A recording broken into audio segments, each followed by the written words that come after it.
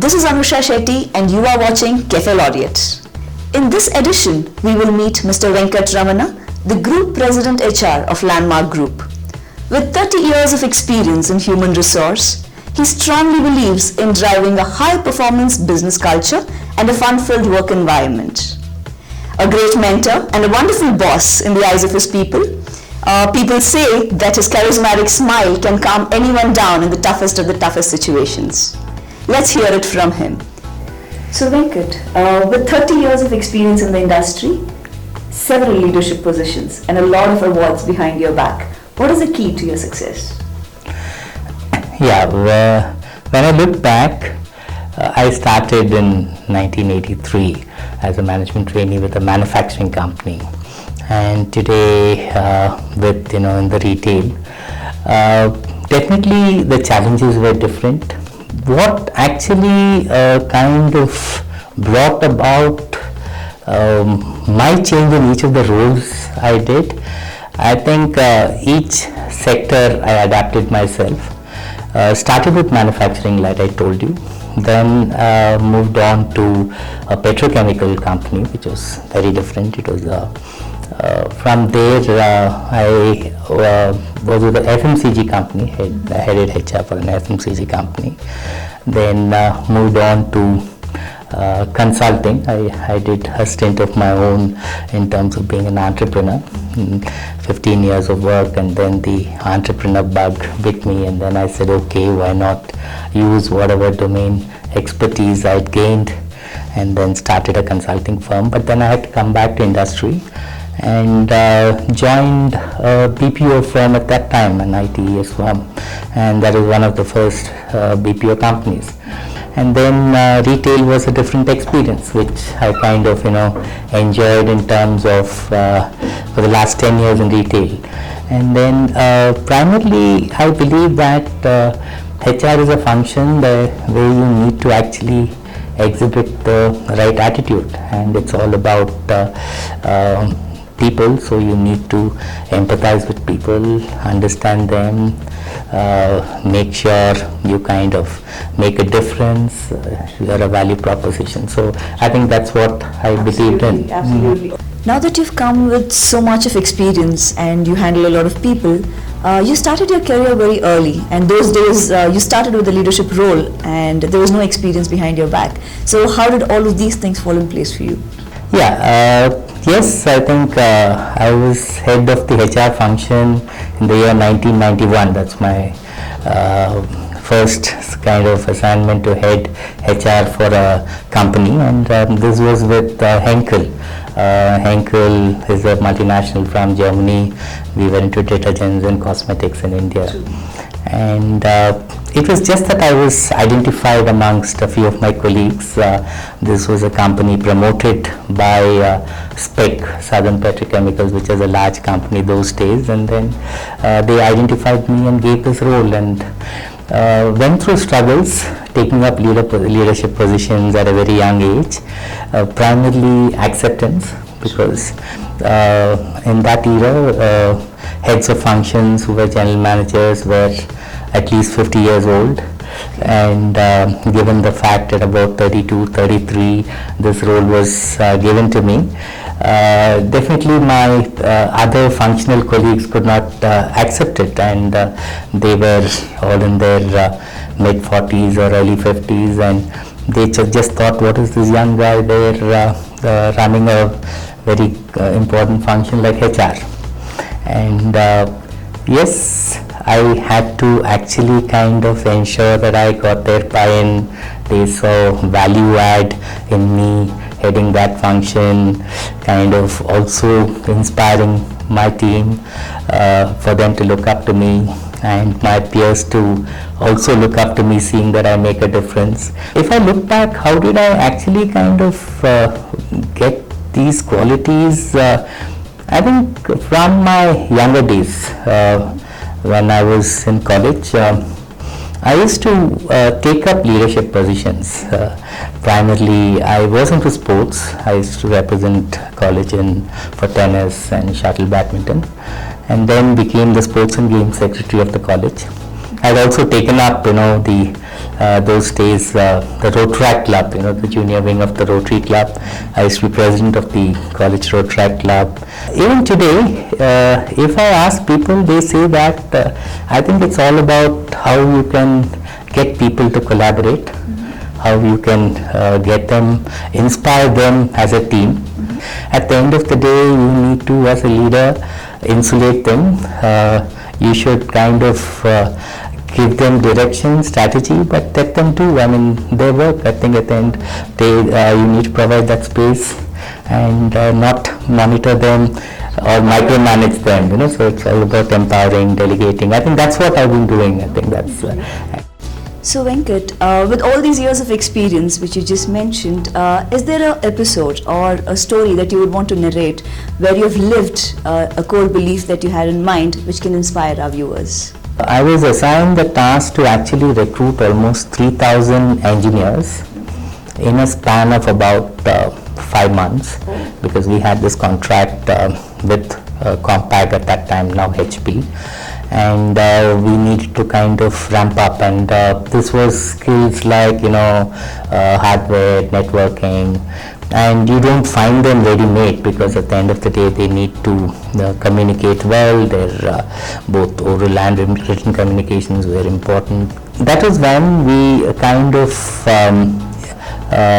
invented methods, in the sense we went to campuses, got these graduates, tied up with institutes which provided courses on hardware and networking, got them trained, and then got them positioned. So, but it used to be that we recruit, the inlet is open, and then the outlet is also open. So we didn't know people coming in, going out, because processes, systems were not in place. And also the fact that those days it used to be like an extended college at work, and people came in, they wanted fun, so we had to provide the kind of environment for them so that they enjoy working, and they were all young, so all 20s, 21 years old. I still remember the first party we had with these 200 employees. It was the first week I joined. It was a cocktail party. We had our investors and some of our clients from the US there too. And this party, girls and boys, all young, so most of them got drunk, and I was wondering, what is this? Is this the culture we want to promote, and how would it be seen from the eyes of others? So then I said yes. I think next day I actually asked 4 people to move on, because who were creating this racket and brought in, saying that it's not part of code of conduct, and people were a little upset. Then the next day I come back, the IT guy tells me 4 RAMs missing in the computer, and some of the employees were taking RAMs, and there was no processes, no controls. So from there I think I need to bring in that feeling of working for a family, so that both girls and boys feel that, especially girls feel safe working in an organization, because they can't be, parents also feel safe. So we changed the complete culture in the organization, bringing certain discipline and involving them. So the next party we had was more a cultural event, so their talent to be exhibited. So they got excited. So we put them into teams, and they kind of, the whole thing was organized by them, so everything was focused in a very positive manner, and people really enjoyed that program and said, oh, this is one of. So from there we used to have all these done like that, so that it was structured, it was organized. And certain welfare measures. Retention was a problem. People were actually a lot of BPO companies coming, so I had a fairly large budget. It was about $50 per month, so it meant about 2,500 rupees per employee where I could spend on their engagement. So I tied up with the Taj Coromandel. This was in Chennai, this company. We also then had in Hyderabad, we had a unit. So we tied up with the Taj group, and we, on the employee's birthday, it was a paid holiday for them, and a car used to go to the employee's house, pick up his family, and they were driven to the Taj Coromandel for a buffet lunch, and then they were given a cake for them to carry back home, drop back home. And any celebration used to be focused towards the family. So, and the worst part came because unlike the yesteryears where there was stability long term, we lost 2 contracts, and we had to shut down our Hyderabad facility. When we had to lay off a few people, we put them on bench, we created some recreation facilities, so they kind of spent. So it was very benevolent kind of an atmosphere, and suddenly asking these people, 1,000 employees to leave was very difficult. So the whole transition we did, we paid them, we said okay, I mean, we got about 3 months as their severance package sanctioned from US head office. And what I did is 45 days of their salary, we gave it to a training firm, a training and an outplacement firm. So we said when these guys move out, they don't go home. So for 45 days, they go through certain assessment and skills which they need to hone or polish would be done there. In the meantime, find outplacement for them. So that was something which they hadn't need done, and they didn't have to go back home saying I don't have a job. So it was like a transition. Second was the whole communication process, putting it across, because it's quite emotional and sensitive. I mean, we also felt some of them even commit suicide because they don't have a job the next day. They were in a nice company, good job, and then so we had psychologists, we had counselors, we had doctors. We prepared the complete transition for them, and the whole event went off so well that people felt that this company really cared for them, when they were leaving. And we had to start the center again in Hyderabad, and they were our brand ambassadors. So they actually wanted to come back to join us from wherever they were, and they're referring friends that this is an organization which really cares for people. So I think that's something which still very fresh in my mind, where I think we made a great impact on people. This is indeed very inspiring that you just mentioned, and this story just strikes one question in my mind, that all through these years there should be one sense of inspiration which you've caught hold to very strongly. So what is that for you, Venkat? If I look back, inspiration in my life or a role model for me in my life, I think it's been my father. Basically, he was a police officer, he was an IPS officer, and went up to become the Director General of Police in a state. But then his humility, his simplicity in terms of his values, in terms of were very, very high. So I always used to think that you need to be tough, you need to be, but then I realized from him that you don't need to be exterior tough. I mean, you need to actually kind of, and success should never get into your head, or power or position should never get into your head. So that was something I always had behind my mind. Second was that he had always wanted his children to be somebody in their own right. I mean, I always used to be known as myself, and my father always wanted that, he felt that he was self-made and his kids also need to kind of work for themselves to succeed. And even today, I think these are qualities I've imbibed from my father. I think never do I think that a position is permanent. I think it's always temporary, and I always want to come across that I don't have a chip on my shoulder, because especially when you are in HR, what happens is the role is where you hire people, you fire people, you have a lot of, you're empowered quite a bit, but that really shouldn't get into your head, is my feeling. You need to use your head and your heart, I think, in equal measures. Through all these experiences, there should be some of your thrilling experiences where you thought, yeah, this is an experience I can never forget. So what are those kind of experiences, if you want to highlight one or two for our viewers? When I joined Lifestyle, I mean, we actually, our focus was more on product.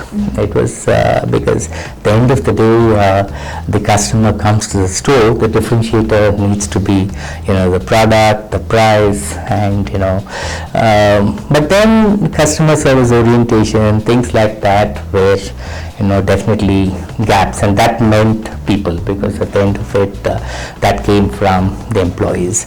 And I did see that our focus was not there in terms of ensuring, because our attrition levels were quite high. I think if you ask me, your question was on my most thrilling moment, right? Yes. I think basically this company, moving from being not a people-focused company, I could drive that importance in this company and get the buy-in that people could make a difference, because and then go to the extent of making it the best people company, as far as best company in the retail industry as far as people are concerned. We were rated for 2 consecutive years as the #1 best retail company to work for in India. Lifestyle as a company was focusing more on product. The first 10 years we were quite small. Lifestyle was about 15 stores, Max was about 10 stores, and today, in 6 years, Lifestyle has grown to about 44 stores, and Max has grown to about 120 stores, and turnover from about 1,200 crores. This year we'll be closing at about 5,000 crores, so we've actually grown fivefold.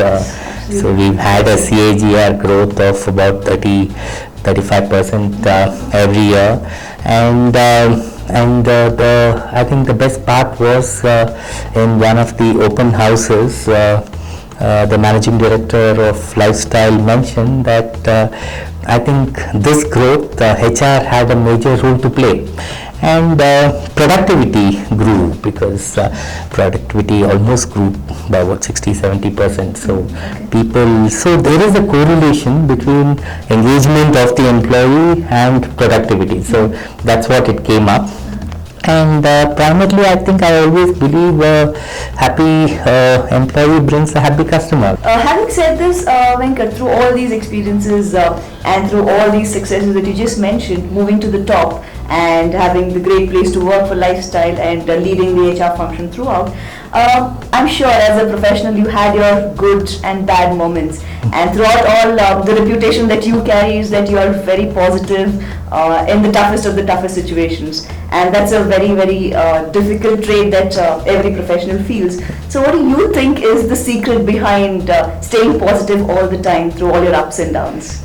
We had a HR team of 900 HR professionals, and of that I had recruited almost 650 of them. I still remember the first meeting when Mr. Mukesh Ambani was there, Mr. Manoj Maudi and the senior people, and we were just about 6 or 8 employees of Reliance Retail, because I was one of those early employees in that company. And Mr. Mukesh Ambani said, this was October 2005, I think, he said that I am investing 25,000 crores in this company. This is in 2005. By 2010, I want this company to be a 100,000 crore company. And we had to work in terms of putting a structure in place to actually ramp up to what his dreams were in terms of realizing. And then put the whole business together. I used to work very closely with a gentleman called Raghu Pillai. Raghu Pillai is kind of a pioneer in retail. He used to be the head of RPG Retail, and then he moved in as head of Reliance Retail for their supermarket and hypermarket businesses. So I recruited along with him most of the chief executives for the states. Each state we had a 20-25 member HR and training team which was recruited, and then operations people, the heads of operations. So my job was just to be going morning to evening, take a morning flight, come back in the evening and just get numbers into, so it was difficult because we needed quality as much as quantity. So So, but I found it very, very nice, I mean, to go through this, because I don't think in any professional's life he would get the fortune of creating an organization like this, because at the end of the day we had to go by what our bosses kind of want. So actually it came to a stage where they saw the HR team 900, which we were proud of, saying that we created such a organization to kind of grow. They said you need to bring it down to 200 number. So 700 HR professionals we had to kind of outsource, and each of the state teams we had to kind of so we used to jokingly say, initially we said each one bring 10. So then we said each one take 10. So actually it happened that whenever somebody gets a job, we ask them, to outplace, how is it? Because as HR people today, we create organizations, we create culture, we create bonding, we create an environment where they kind of, love to work, they get excited in the morning to come to work, and then satisfied when they get back home. So that's what as HR professionals we are wanting to create these days. But when it comes to situations like these, which is not under your control and you need to do it, so you need to go through it. I think that's where... Venkat, to be very frank, there are a lot of leaders who cannot really maintain the calm in the toughest of the situation, and that is one trait that the industry speaks about you as an individual and you as a leader. So what is that you feel that at the toughest of the moment you still manage to keep the smile on? Actually, I think it's my personal trait, because I believe I don't carry baggage the next day. I tend to forget whatever good, bad happened. Maybe the good I still keep to retain, but bad I definitely kind of don't carry the next day. And when I get up in the morning, so today it's almost 32 years of work X, so every morning I want to make it a different day. Even in the most difficult of situations, if you get worked up, if you get, I'm sure it's going to become even more bad. I think you just need to be calm, composed, find a solution to the problem, and I feel that every problem has a solution, and today as managers, we are here to find a solution. Venkat, during all these conversations, you talked so much about taking care of people at the end of the day when they go back home, ensuring that they have a work-life balance and their family being able to feel that they belong to this organization. So you've ensured that your people have have been able to experience a complete professional being able to balance work-life. So as a professional and as a leader, with all of these ups and downs and critical, tough decisions that you've taken, would you like to want to share with us how you have been able to balance your work and life to make sure that overall, as a professional, you emerge out as a leader? Yeah, I actually, when I go home, I mean after work, I make sure I switch off from work. I mean, I answer calls, I kind of when there is, because I can't just switch off. It's not, that's not possible. But definitely I don't get stressed out by, what actually happens at the home front. I think I enjoyed my kids growing up. I think that's something which every parent should do, because every stage of their life. At the end of the day, I think professionally, if I look back, I've had 32 glorious years so far. Really enjoyed every bit of my working life, and also the fact that I see my kids succeed and doing well for themselves. I think that is what is very important. And one day we need to retire.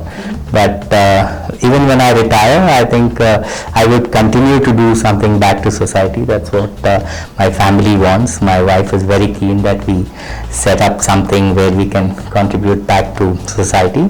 And the fact that the kids are settled is the most important a parent would require when he's, in the age where he's looking for maybe, not the financial support, but some joy from the children and the grandchildren. So that's what we look forward to. So that's what I actually think that I've achieved. I'm sure I'm proud of my children. I'm proud of every organization I work. Thank you so much, Venkat, for sharing all your thoughts, and it was a really inspiring episode for you. Thank you very much. It was my pleasure, Anisha. I think I wish Cafe Laureate the very best. I'm sure this should inspire youngsters, because I think at the end of the day, it is people like us who have the experience who could share with youngsters. So that's, I think you're doing a great job. Please continue what you're doing. Thank you so much, Venkat. So this is Anusha Shetty signing off from Cafe Laureate for this episode.